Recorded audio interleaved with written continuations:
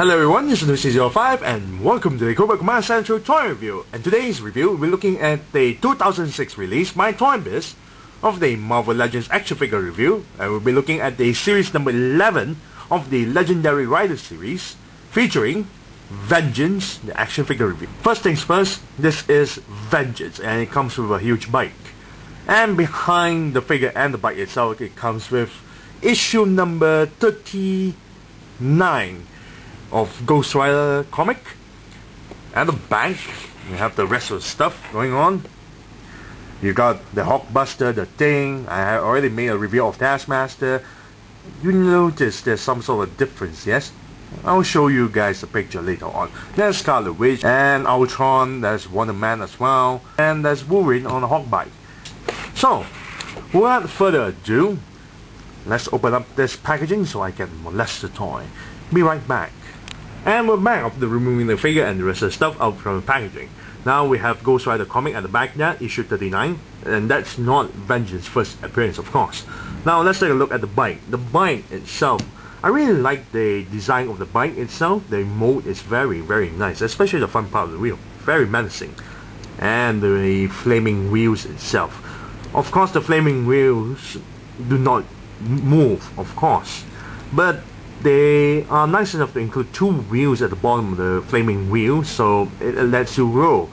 Problem is, they did piss poor job on making this vehicle, well, able to roll. Just move a little bit. Here at the bottom wheels, you have these two holes for you to hang on to the wall or wherever. Now, I have to say, it's very nicely done. I really like the entire mold itself. But the paint job looks very piss poor. Even a hobo won't even touch this. Maybe he'll toss it into the drum and, a flaming drum and just keep him warm. You'll notice the entire plastic itself originally is in black, so the top part itself is painted in silver. But you'll notice close up all this horrible paint, sloppy paint job appearing on the seat itself and the front part of the bike itself. Then you have the front part of the teeth, which looks like he's been eating mud. It's not supposed to look like that if you take a look at this picture.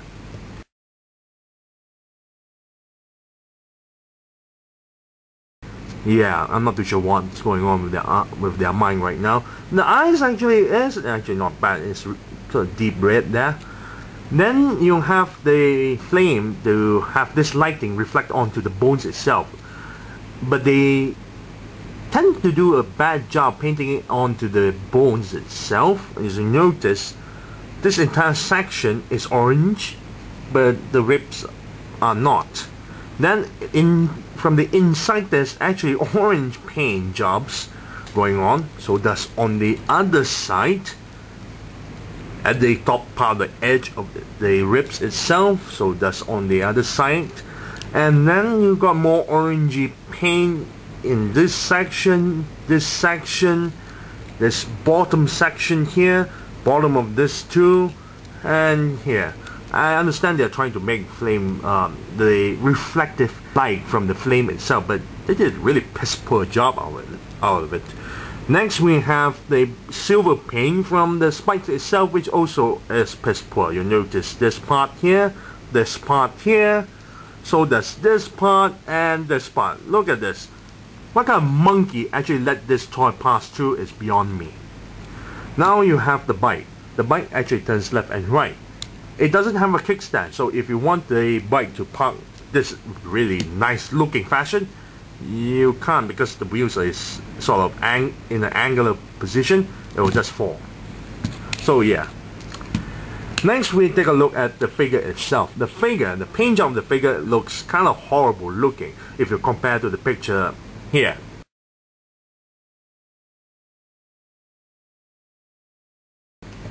Yes, I know that the picture is from the packaging, and whatever is shown in the back of the packaging is a pre-production or prototype figure. Now the paint job on the eyes, well, there's actually no paint job on the eyes. Well, if you want to call the orange part as a paint job.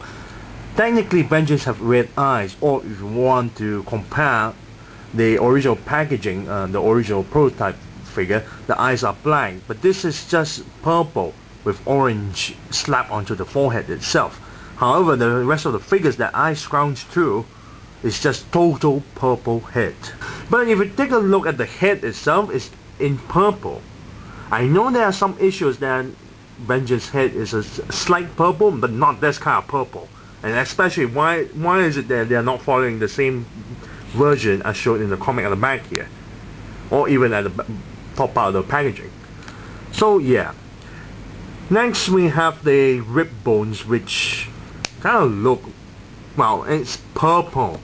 For Christ's sake, even in the comic itself, it's, well, sort of white, and even at the back of the packaging, it's bone color. Why purple? I never seen Vengeance in a comic with purple ribs. Next we have the sculpt itself. The sculpt is actually not bad looking. It's just that the spikes is not sharp enough. Oh, speaking of the paint job and the spikes itself, look at this. You compare to this.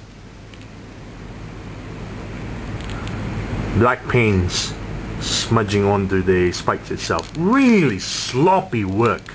The spikes is not sharp enough. It looks very dulled off. And if you want to take a comparison picture, take a look at this.